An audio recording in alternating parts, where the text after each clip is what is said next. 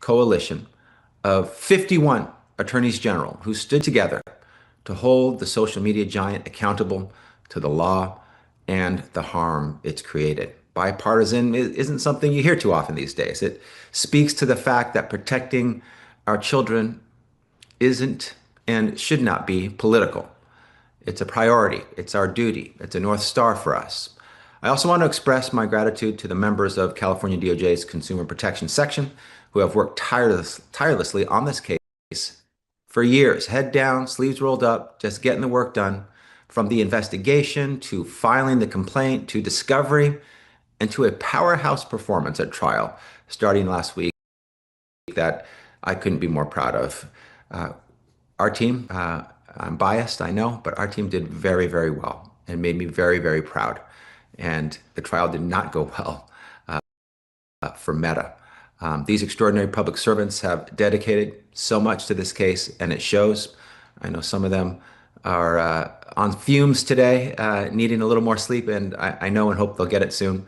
But I couldn't be more proud of the collaborative effort from my team, from teams across the country, from a bipartisan set of attorneys general, holding Meta accountable and delivering for our children, our parents, and our families.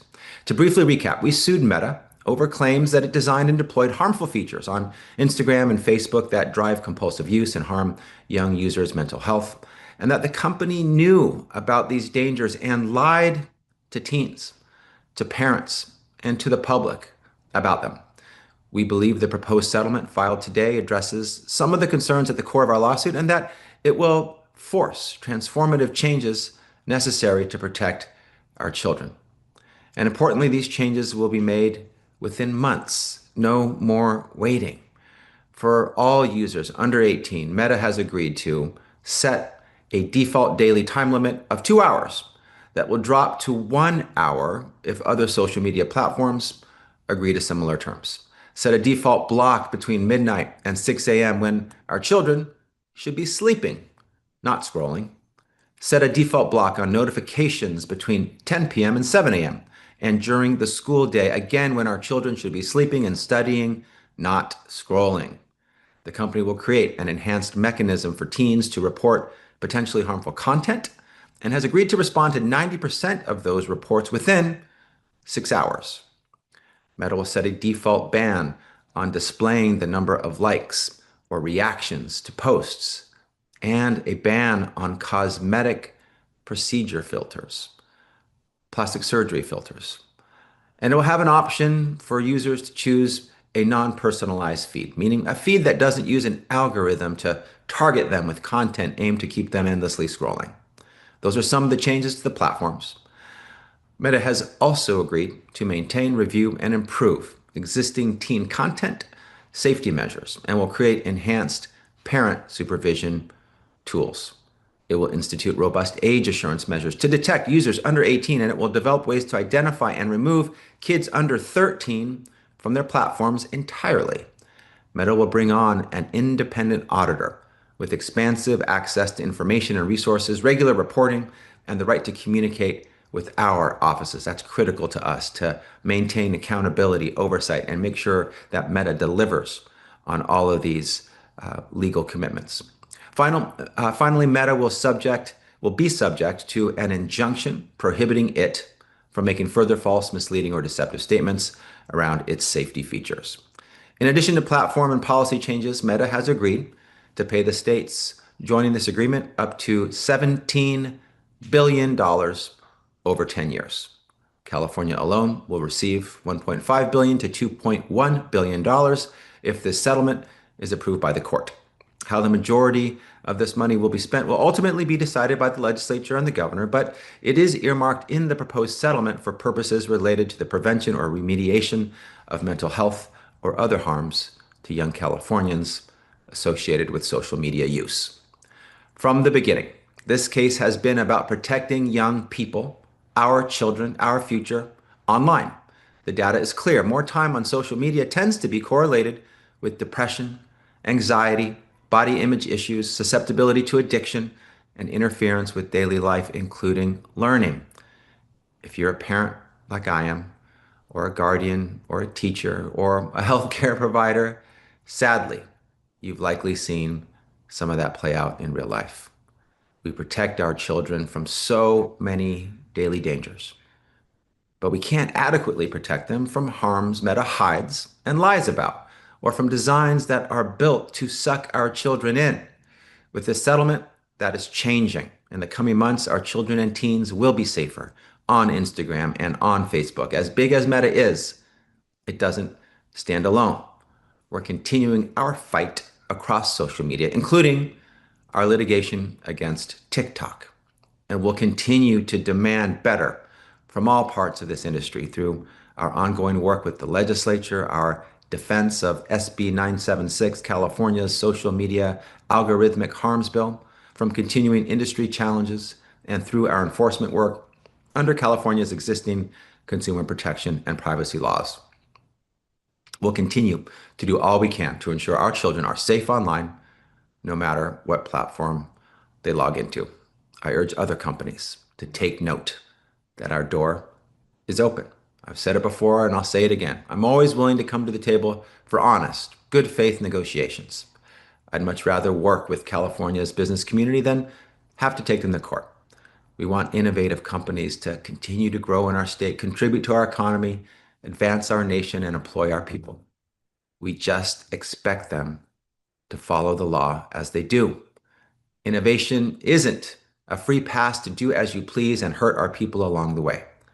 At the end of the day, the mission is simple: protect Californians and uphold California law, and to stand with California children, teens, and parents when companies put them in harm's way. If we have to go to trial to do so, we absolutely will.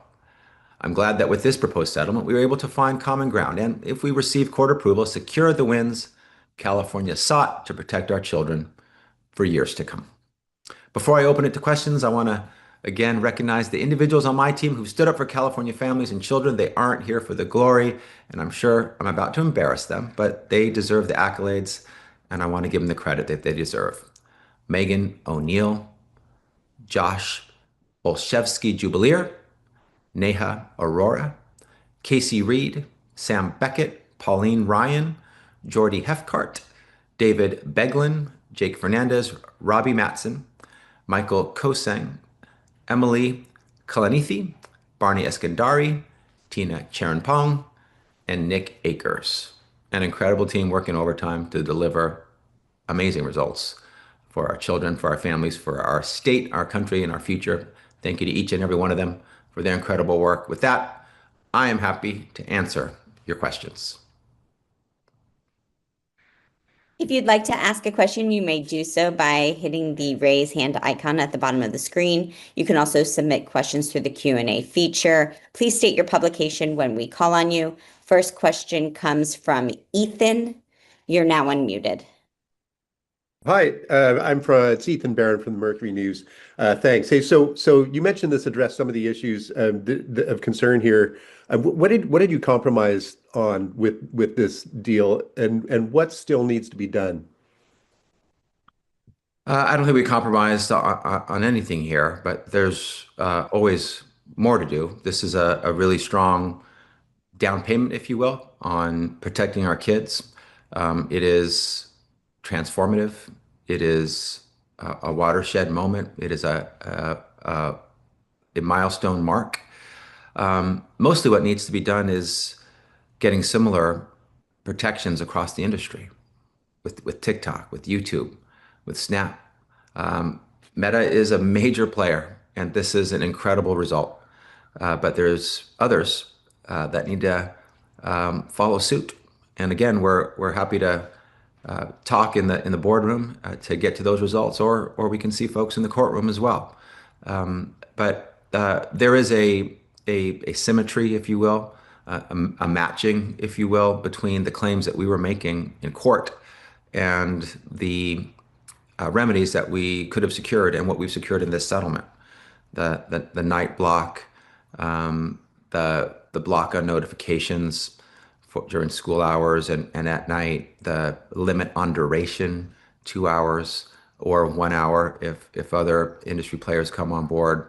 That is in perfect symmetry and harmony with what we were seeking in court. So this is a outstanding constellation of protections. But there's always more to be done, and this is an ongoing effort that policymakers, AGs, and others will be part of for some time to come. But this is a breakthrough. This is a milestone. This is transformative, and we're proud of what we've accomplished today. Thanks. So, are we to take it that Meta didn't that you didn't give up anything to get to this agreement? Well, it depends on what you mean by that.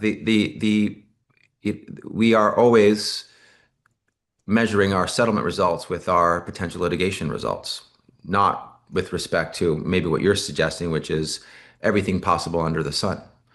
Are there other things possible under the sun? Yes. Are there things that we could have got better in our litigation? No. This is an amazing result. So when you say compromise, measured against what we could get in litigation, we got the things that we could have got in litigation, and I'd say more. So the opposite of compromise. We, if you will, overperformed in our settlement and delivered more results to children and families and parents across the country than we could have got potentially in our litigation. But are there more things to do under the sun? Yes, and we'll continue to do those things. Thank you. Next question comes from Maria. You're now unmuted. Hi. Can you talk a bit more about the phase 2 restrictions and contingent payments?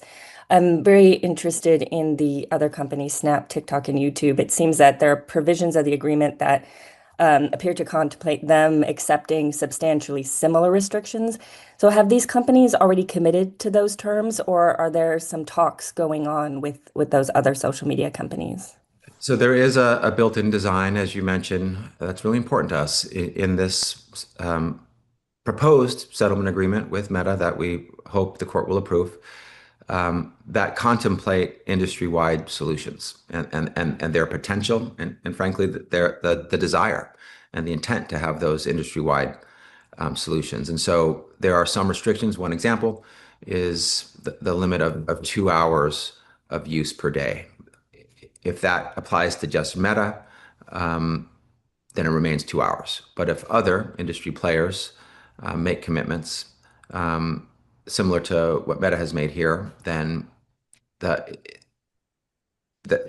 commitment, the restriction ratchets up to 1 hour per day. And that is the hope that we will be able to get these heightened protections, these more significant commitments that they will kick in for Meta if and when we are able to secure commitments and agreements from other industry players. So I'm not going to comment on any current potential or even whether there are discussions with other players, but I will say, because this is public, we have a lawsuit against TikTok. We're going to be putting more time and attention and focus on that. We've already put everything that's needed and necessary, but with the momentum that we've built, the success that we've secured here, we will be focusing on the rest of the industry. This is an industry-wide problem. Meta is part of the industry, a major player in the industry, but there's a bigger ecosystem that we will not be satisfied until we address all of the problems in the entire industry. So we are going to focus on TikTok. We are going to focus on Snap. Obviously, we're already focusing on them to some degree. We're very concerned about YouTube. So my hope and my belief is that we will see commitments across the industry, and then the sort of phase 2, tier 2, the ratcheting up of commitments and conditions that are contemplated in this settlement agreement for Meta, that those will kick in as others in the industry also make similar commitments. Thank you. Next question comes from Elizabeth. You're now unmuted. Thank you so much for doing this. I guess just big picture, do you see this as a big tobacco moment for tech? We've talked a lot about the stakes here. And, how much do you look at this kind of big picture with other litigation still going forward against Meta and other companies, and the fact that there are still lots of outstanding, as you just mentioned, lawsuits against TikTok and others, even against Meta too, and they're vowing to keep fighting. Thank you. I know there's quite a bit of interest in drawing this comparison with tobacco. I think there are some similarities. There are also some limits to those similarities. I do think, just stepping back, regardless of whether it's analogous to tobacco or not, this is a major moment to clean up an industry that has been hurting our kids. And so, in the way that the impact of the solutions delivered in tobacco were good for health, good for kids, good for Californians and Americans. This is similar. It's great for children and families and parents who've been suffering. Um, it it's similar in that fact that it's a number of AGs banding together, asserting ourselves, exerting our authority, demanding better, requiring accountability, and enforcing the law and delivering results. It's similar in that way. It's similar in the way that Congress hasn't been delivering and has left a vacuum and a gap so that the state AGs stepped in to deliver. It's similar in that it deals with public health, different issues, but public health issues broadly. So yeah, there are some similarities, but I think there's probably also some limits to those similarities. I think the most important thing to focus on here, whether it's similar to tobacco or not, is this is transformative. This is momentous. This is a major step forward in the ongoing quest and journey to make sure that our children are safe everywhere, including online. And I got to just take a moment to say I have heard from many parents as we brought this case this morning, and with gratitude, but also relief. I think they feel safer today. I think they feel seen today. I think they feel protected today. I think they feel more confident in the future of their children. I think a lot of them are worrying and have been concerned about what's happening to their kid online, what Meta has been visiting upon them and imposing on them, and the harm that they are suffering from. I've had a number of AGs reach out to me and sort of take off their AG hat and just say, this is a big deal as a mom, as a dad. And I feel the same way. I'm the AG of California, honored and grateful for that. But the most important title I'll ever have is dad to my kids. And I am, as a dad, thankful that our AGs came together to deliver this. So I want to put it in those terms. It's transformative for moms and dads and for kids and for families. And for the mental health of the most precious thing on our planet, our kids.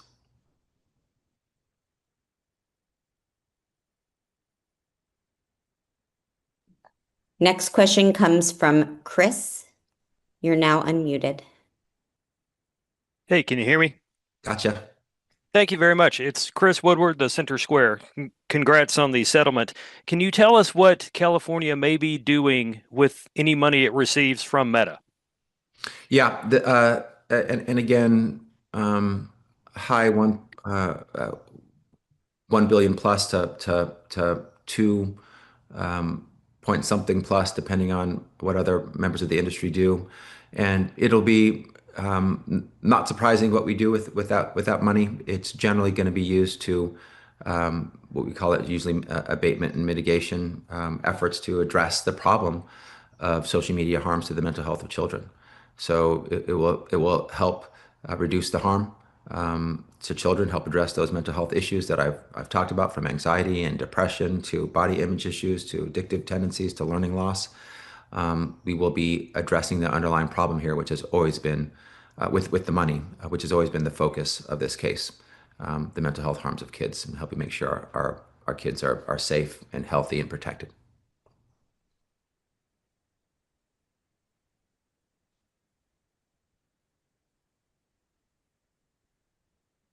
Next question comes from Mike. You are now unmuted. Hi, thanks for taking my question. It's Mike Swift at MLEX. Could you talk a little bit about the $17 billion figure? It seems a little arbitrary. How did you get to that number? What was the formula for it? And secondly, could you talk a little bit about the settlement negotiations? It seems like the trial has been going really badly for Meta the last 2 days, to my eyes, and just wondering if that brought them to the table or if this is something that's been close to resolution for a long time. Sure.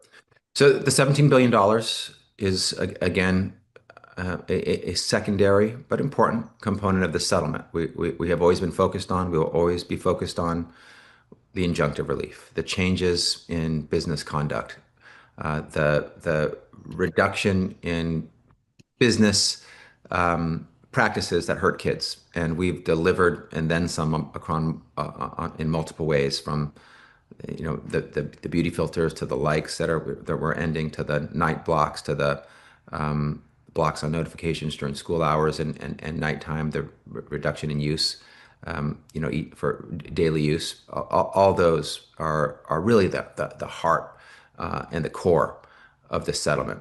And then there's the $17 billion that is going to be spread across the 51 states and the District of Columbia and territories. And it is an unprecedentedly high number. It is historic. It is, I think, the highest financial payment of its kind, way higher than opioids, higher than what the EU secured. So while secondary, it is also very significant. And we wanted to make sure that there was appropriate funding paid for by Meta to address the harms that Meta created. Meta created the harms. Meta should help pay for the mitigation, for the programs that will address mental health harms to kids. And it will go out to each of the states through a formula. So it is important that it be significant. And 17 billion is historically high and very significant. So we're grateful for that component of the settlement agreement, but it is not the focus. The focus is the injunctive relief, the changes to business practices going forward that will reduce the mental health harms to kids. And yeah, I think for anyone who's got eyeballs and is paying attention, the trial was not going well for Meta, and that is not dissimilar from how their other trials have gone. I think ours went particularly well for us and particularly bad for them, given the incredible talent of my team and our collaborative team of AGs from across the country.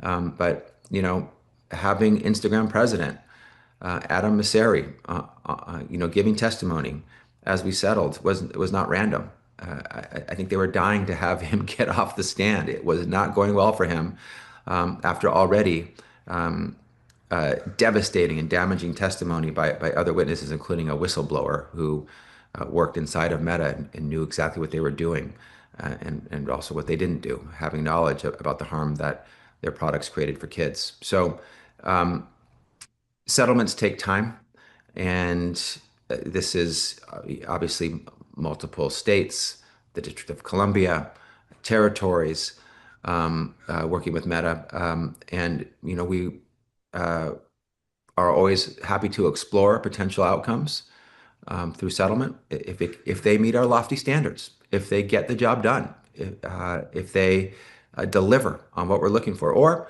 we can get it through trial. And here we were sort of on a dual path where we were in trial.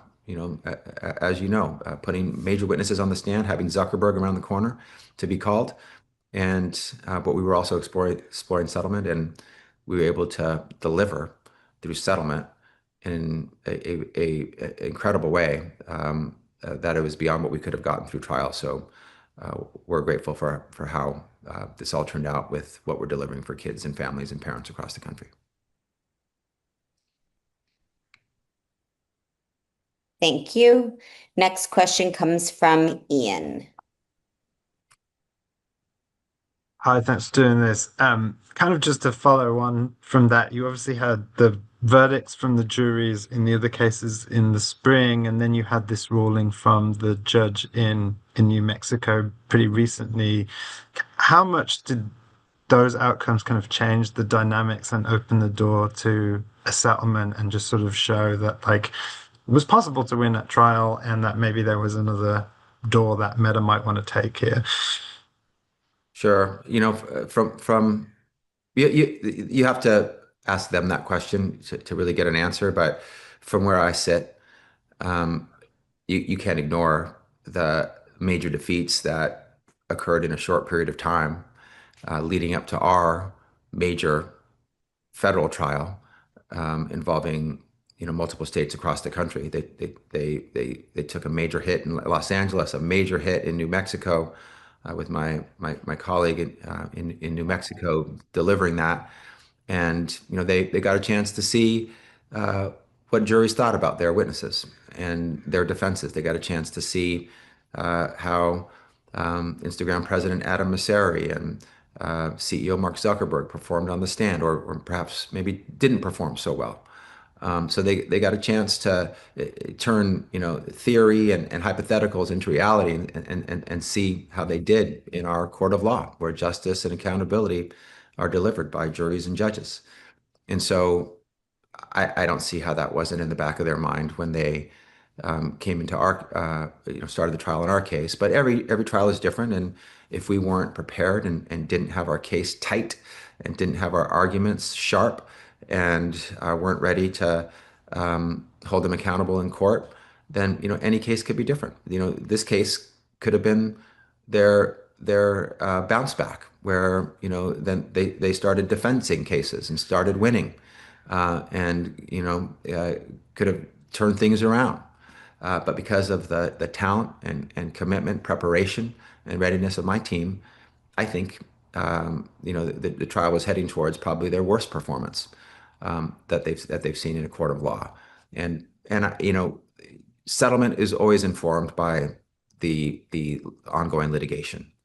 And if you're having a bad day, or every day is a bad day for you in trial, that is going to affect settlement. So I think we had a wind at our back. We had a lot of momentum that we created with our preparation in our case and with our incredible performances at trial that helped lead to this very important, significant milestone result. Next question comes from Cecilia. You're now unmuted.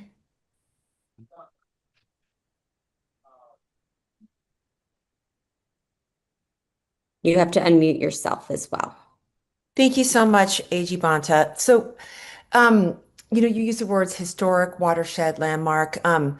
Certainly, the company Meta began its many lawsuits on social media addiction with like guns a-blazing. They're very confident that when they talked a lot about the defense of Section 230. This feels like a legal breakthrough as well. Would you characterize it that way, in the sense that the legal arguments were COPPA and consumer protection laws with the states, and then the tort law on personal injury. So it's kind of like a get around of this legal shield that's protected the whole industry. Can you talk a little bit about that and the importance of how this settlement perhaps breaks through of what has been a pretty impenetrable shield liability-wise for Meta and the other companies? I have another, but let's start with that. Thank you. Sure. Section 230 and the First Amendment have been sort of defenses that Meta has often gone to, and they remain the laws of our country. Section 230 is a federal statute. The First Amendment obviously is in our U.S. Constitution. It's not going anywhere. And Section 230 and the First Amendment were advanced by Meta in this case as defenses, and they had a role to play in this case. And so I don't want to overstate where the First Amendment as a defense and Section 230 have gone. They still have ongoing durability, and I think Meta will go to those defenses again. But even given those defenses, we are delivering this result. We overcame them, got to trial, put witnesses on the stand, revealed the dangerousness of the products, the knowledge of those dangers by Meta, and they're lying to the public about it. We made our case despite those defenses, and we put Meta in a place where they made the commitments that they made in this settlement. You don't do that if you think you're going to defense the case on First Amendment grounds or on Section 230 grounds. So, but this case is a settlement. I just want to be clear about that. It is not a court order that is interpreting Section 230 in the First Amendment in some new or different way. It doesn't have presidential value that will govern, how Section 230 and the First Amendment are seen throughout the country. Those remain ongoing issues and challenges. But I think the biggest point to be made here is that Section 230 and the First Amendment are not impenetrable shields to holding Meta accountable. We demonstrated that today. Our settlement shows that. They advanced Section 230. They put up that shield and hid behind it and said, you can't touch us. And we said, we see it differently. We think we can. And we did. So I think it shows the limits of Section 230 and the First Amendment in delivering, in the ability of the people, children, families who've been harmed by Meta's conduct to deliver justice and accountability. But I don't want to overstate it either. Section 230 and the First Amendment remain defenses that are available to Meta and others in the future. But we do believe that they are not invincible shields for seeking and securing justice, and we believe we can continue to build on the momentum that we've started today. Great. And sorry, just the last thing I wanted to ask you, AG, is that did you, the sort of the setup of the settlement in terms of the different phases and contingency upon whether other social media companies settle as well? That's interesting to me. Did you set out with an industry-wide solution in mind? Meta uses the word in their press release that they've been partnering with you. Would you agree with that? I guess just trying to get a sense of how this came to be, this sort of ostensibly unusual settlement in terms of these contingencies. Thank you. Yeah, I think the terminology is maybe contextual. If we're in court in this litigation, we're not partnering. We are very much their adversary, the opposing party. We are the plaintiff, suing them to seek justice and to secure a remedy that addresses the harms that they visited on our children. So that is not partnering when we're in the courtroom, when we're in trial, when we're taking President Adam Mosseri to task, and putting on our other witnesses. That is adversarial by design. Litigation is an adversarial process where opposing parties come to court and with the help, assistance of a judge and a jury to arrive at justice. But when you're settling, there is a level of partnership. You have to talk to each other. You have to be professional. You have to discuss ideas and land on agreed upon outcomes. And so there is I suppose, a level of partnership that is inherent in the settlement negotiation process, and that led to the final settlement. If Meta was disagreeing and disagreeable about everything that we wanted, we wouldn't have the settlement. They agreed, and so there is a set of common ground. I mean, they didn't agree voluntarily out of the goodness of their heart. We had a trial where we were hammering them. We had a litigation and a trial verdict hanging over their head, which was not going well for them. So I think agreement maybe or partnering may be in the eye of the beholder. But to your point about the design, I think Meta probably has a view about the industry and an observation about the industry that's true that we have, which is that Meta, while they are a major player in the industry and they have visited enormous mental health harms on kids through their products and their designs, they are not the only player in the industry doing so.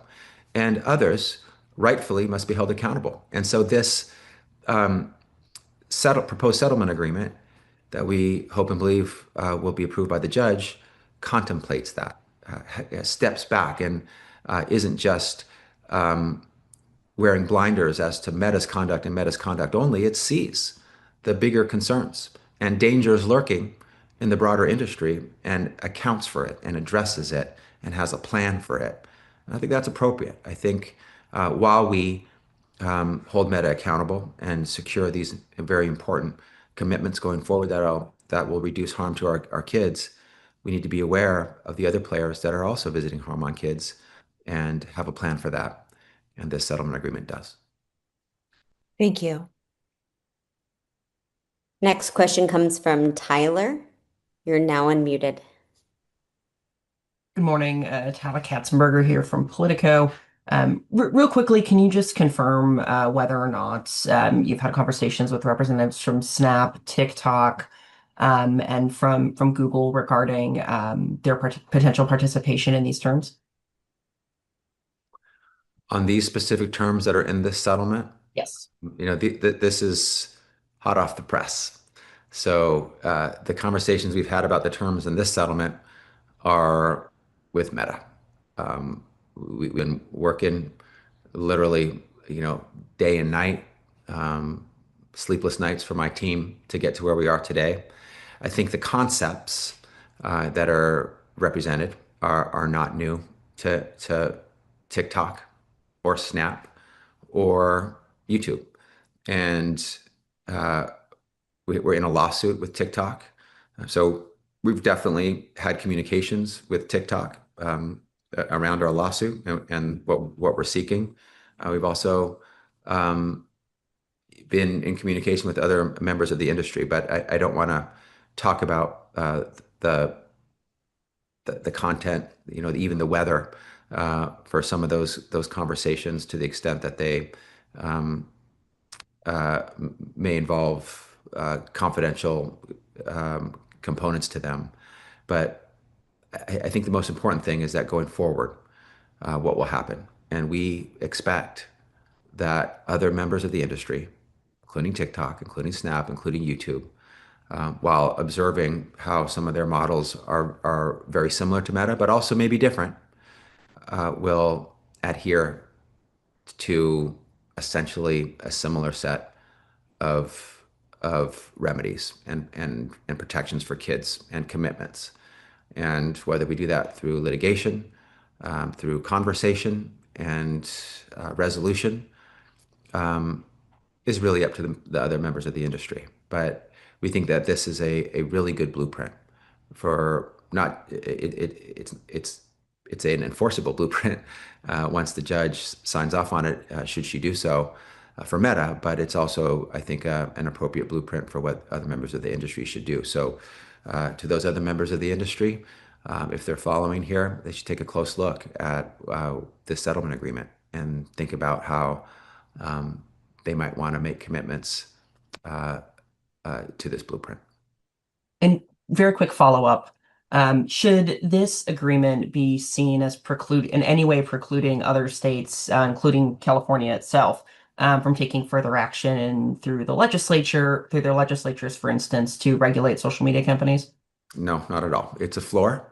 It is not a ceiling. Above this floor, these sets of commitments, legislatures, policymakers, our office, should it come to conduct that we see that we think is violative of the law above and beyond what's contemplated in this settlement, or even if there's violations of this settlement that's enforceable by the court. That's why, or hopefully it will be once the court signs off. Should the court, in its wisdom, decide to sign off here, we can enforce the four corners of this agreement and the terms of it.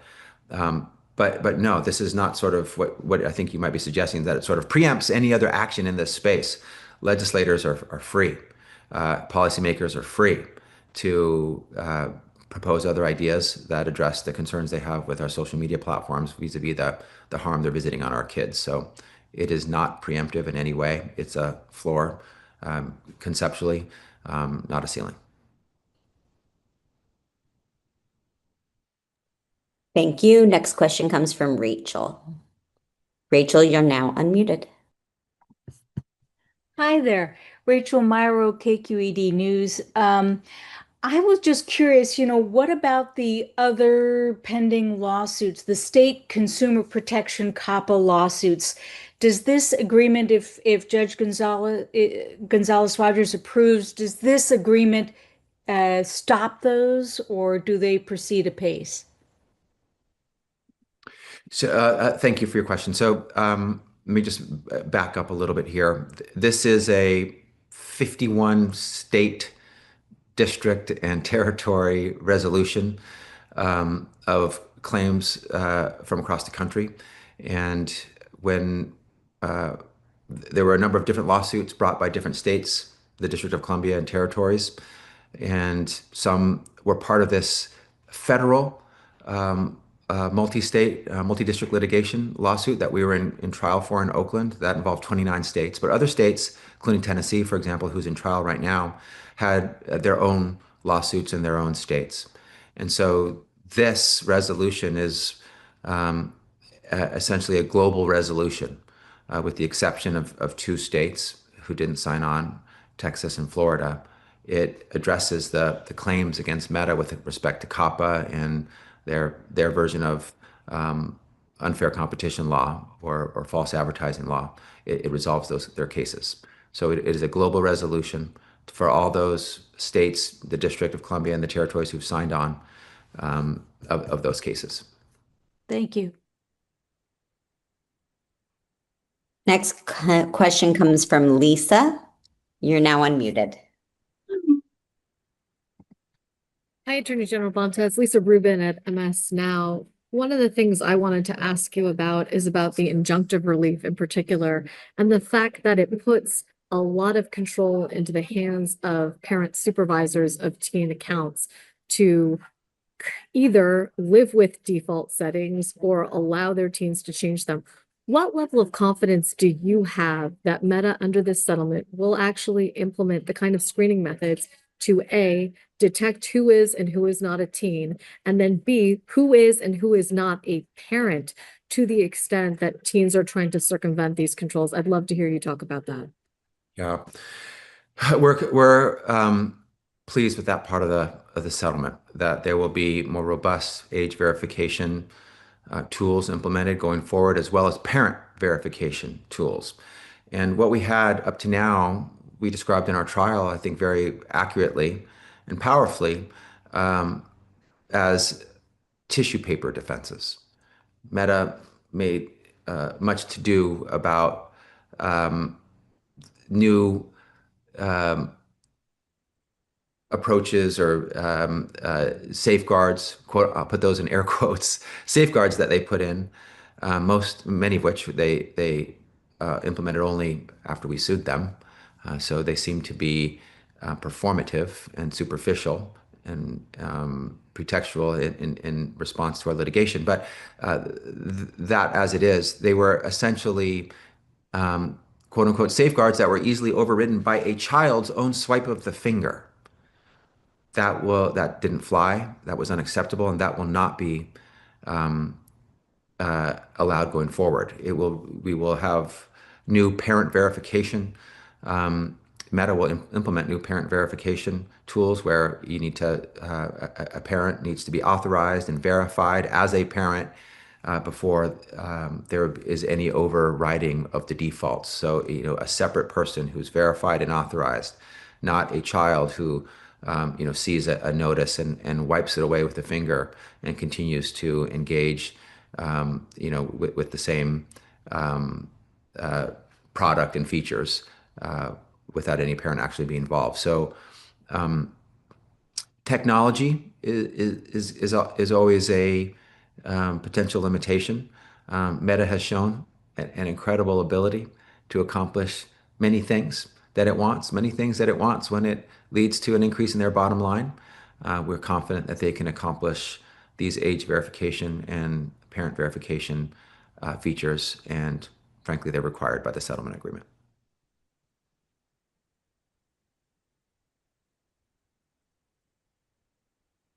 Thank you. Next question comes from Jonathan. You are now unmuted. Great. Thank you for doing this. Jonathan Manning with CNBC. I'm just curious if Meta would have to make any additional changes, pay any other penalties, assuming the case against TikTok leads to a proposed settlement. Just like how this proposed settlement includes some caveats related to what YouTube and TikTok might agree to. Just curious how that plays out. Yeah. The answer is yes. So there's sort of this level up concept built in across the settlement agreement, where Meta is required today by this settlement and agreement, and regardless of what anyone else in the industry does, to do certain things and pay certain amounts. And if others in the industry make similar commitments, sort of if that industry trigger is pulled, if you will, where Meta is not the only industry player making commitments of this type, then they will do more and pay more. So the answer to your question is yes. Got it. Another question, is there any reason why Snap is not involved in, the monetary side of this agreement? I think it might have something to do with the recognition of the market share that Snap has. But this, I'm not sure what you mean by that. Maybe I'll say that. This agreement is That kind of answers my question. Yeah. Okay. Next question comes from Sarah. You're now unmuted. Great. Thank you so much. Sarah Bloomberg with Agence France Presse.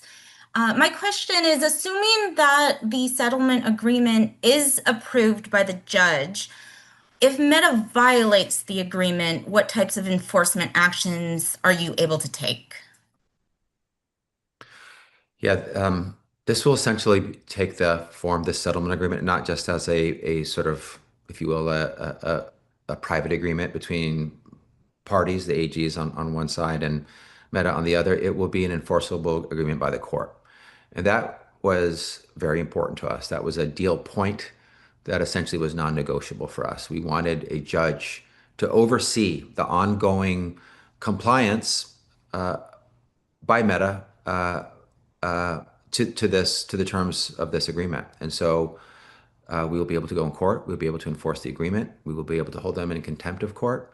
We will be able to have a judge with the judicial authority that judges have make orders and hold Meta to account. And that is a very important part of the structure of this agreement. If and I hope when the judge signs on, the full weight and authority of the judge's oversight will kick in to enforce the terms of this agreement. Thank you. Next question comes from Ethan. You're now unmuted. Hi, thanks again. And so you mentioned YouTube, and you mentioned this agreement being sort of a blueprint, and YouTube is often seen as sort of escaping some of the scrutiny that companies like Meta has undergone. And so you mentioned concerns about YouTube, and what are your concerns about YouTube, and to what extent do you think this agreement is more than a blueprint and is something that gives you leverage, that gives you sort of a stick to use in addressing the concerns that you have about YouTube? So maybe first I'll say YouTube didn't escape accountability in the Southern California case. And YouTube, I think, is appropriately squarely on the radar of those who are concerned about social media platforms, features and products that harm the mental health of kids. So YouTube is also not exactly the same in its model as Meta and TikTok. That we have to recognize that, but there are similar features and products that YouTube uses that are along the same lines that are designed to create excessive, compulsive use that lead to mental health harms, and most importantly that hurt our children and can and should be changed. So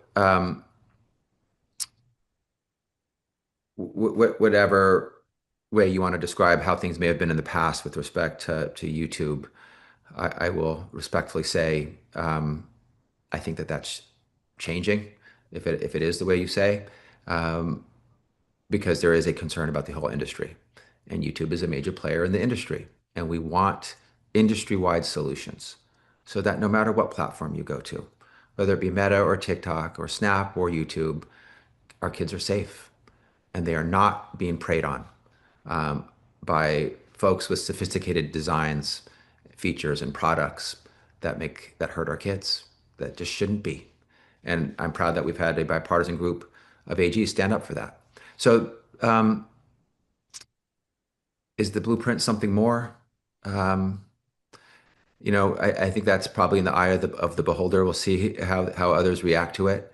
But I think this suite of this constellation of solutions in terms of injunctive relief that we've delivered here that apply to Meta, I really think that YouTube and Snap and TikTok should be thinking very closely about them and their commitment to adopt the same.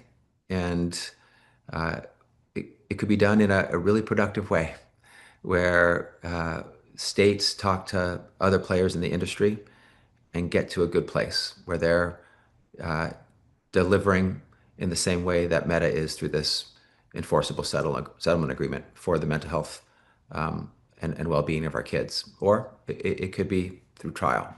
But I'll say from my vantage point, my office, we're proud and pleased about what we've accomplished today. It is momentous, and it gives notice to others in the industry that we're not done, and we expect similar outcomes from them as well. And there's a lot of ways we can do it. We hope we can do it by working it out with those other industry players and delivering for our kids as soon as possible. Thank you. And that was the last question. Super. Thanks, everybody. I appreciate your engagement, your thoughtful questions, and the opportunity to spend time with you this morning. Take care. See you next time.